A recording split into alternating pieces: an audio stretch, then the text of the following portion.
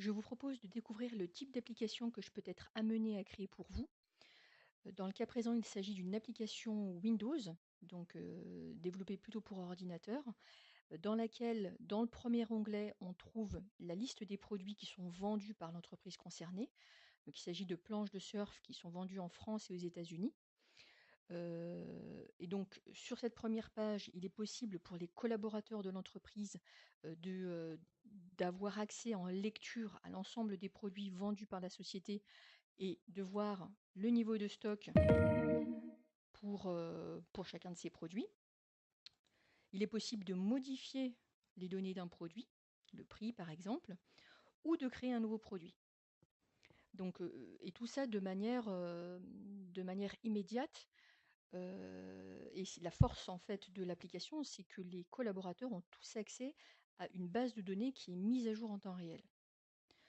Dans le deuxième onglet, vous pouvez retrouver des données concernant les clients de l'entreprise. Donc, il suffit de cliquer sur un client et de rechercher ses coordonnées afin de pouvoir le contacter. Il est également possible de trouver des commandes. Prenons un exemple, une commande payée en espèces de telle période à telle période. Il suffit de cliquer sur l'onglet Rechercher. Donc ça lance la requête en fait au niveau de l'application. Et si vous souhaitez imprimer cet état pour partir avec et avoir les preuves qui concernent ces données, il suffit de cliquer sur l'onglet Imprimer et l'état correspondant est édité en PDF de manière vraiment immédiate. Vous avez également la possibilité de construire des graphes. Donc là, il s'agit de l'évolution des ventes entre 2012 et 2015. Tout type de graphe est paramétrable. Ça, c'est fonction de la volonté des managers. Et pour terminer, dans le cas présent, il y a un tableau croisé dynamique qui permet d'avoir accès à des données détaillées des ventes, donc tant aux États-Unis qu'en France.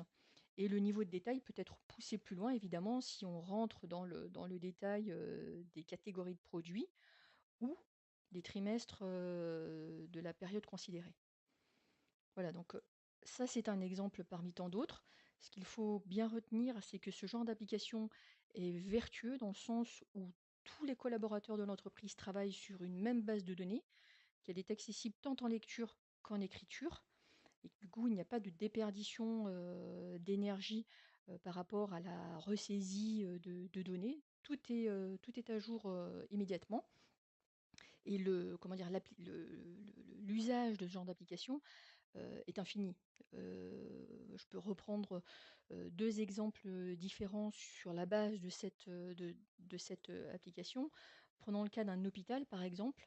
On peut imaginer faire le même genre d'exercice avec les lits, la disponibilité des lits par service, par étage de l'hôpital, avec également pour chaque service la liste des personnels soignants ainsi que leurs coordonnées afin de pouvoir les contacter rapidement si le besoin s'en fait sentir. Donc là, évidemment, la condition nécessaire, c'est que tout le monde joue le jeu pour mettre à jour ces données en temps réel, puisque des décisions peuvent être prises sur la base des informations qui sont saisies dans cette base de données. Donc, il est vraiment fondamental que les données soient aussi exhaustives que possible. Et le gain de temps derrière est incommensurable. Autre exemple, donc lui qui est plutôt applicable en industrie, on peut très bien imaginer qu'au lieu d'avoir des photos de planches de surf, on ait des photos des non-conformités constatées au sein d'une usine. Et au lieu d'avoir les autres rubriques qui sont ici, avoir une catégorie du défaut avec un descriptif succinct du défaut ainsi que le nom de celui qui l'a constaté. On peut très bien imaginer qu'au moment où l'opérateur saisisse sa ligne correspondante à la non-qualité constatée, une fois qu'il clique sur valider pour comment dire, officialiser en fait l'entrée dans la base de données de cette ligne-là, et qu'au moment où il clique sur le bouton valider, un email automatique soit envoyé aux personnes concernées pour signifier la non-conformité.